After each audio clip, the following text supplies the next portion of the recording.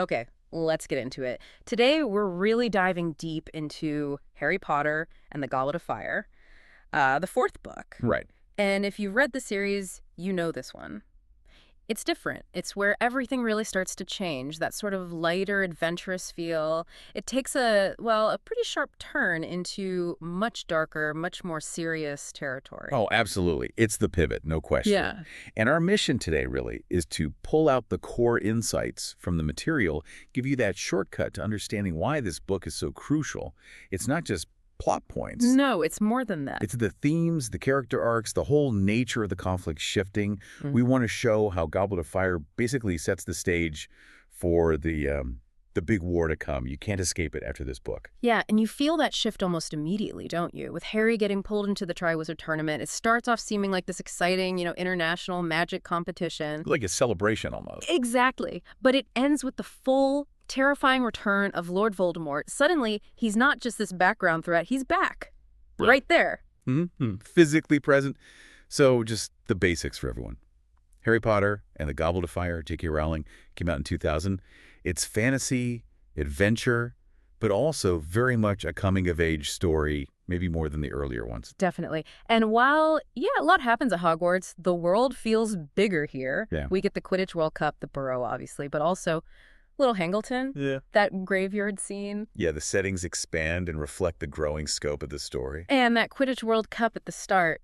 That's really key, isn't it? Harry's there with the Weasleys. It should be fun. Ireland versus Bulgaria. And events. Huge. But then it all just falls apart. The Death Eaters attacking the Muggles, running the campsite. And then that image. The Dark Mark.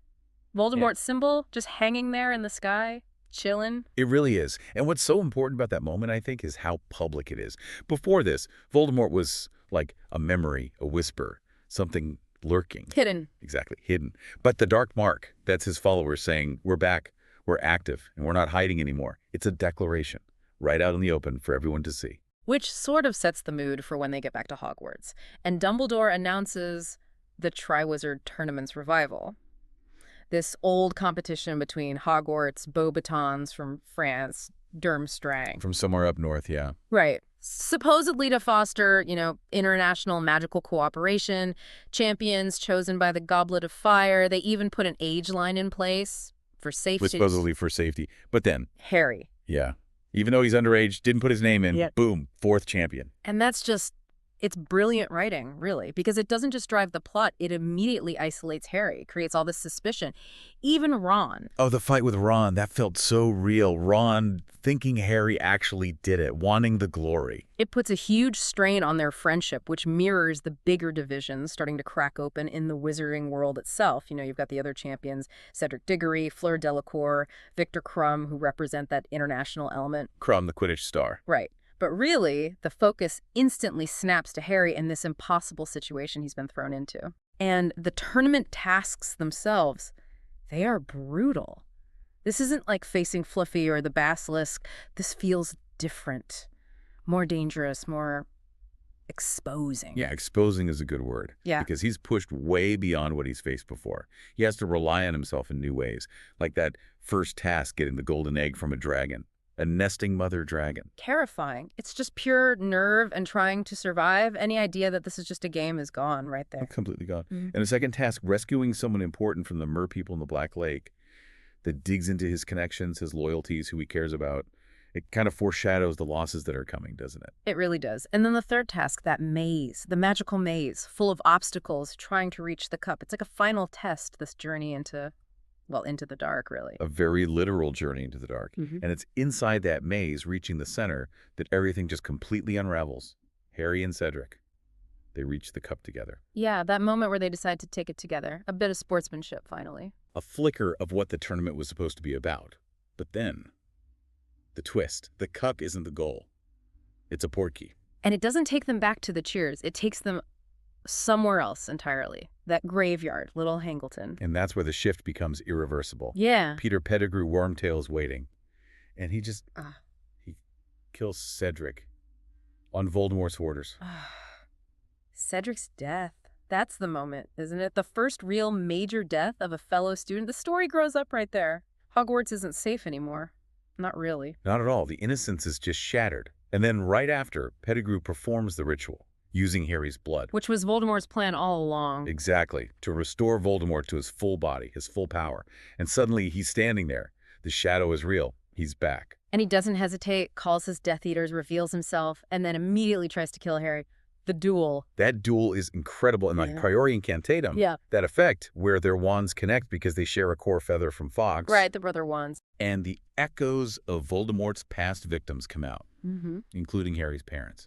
It's this visually stunning, deeply emotional moment that gives Harry the chance, just barely, to grab Cedric's body and the Portkey and escape. He gets back to Hogwarts, holding Cedric, just devastating. And the fallout from that return, it defines so much of the next book, really, because Dumbledore, he listens to Harry, he sees the truth, he believes him immediately. Dumbledore always knows, somehow. But the Ministry, specifically Cornelius Fudge, the Minister for Magic, he just refuses, absolutely refuses to believe Voldemort is back. He's terrified of the panic, the disruption to his comfortable world.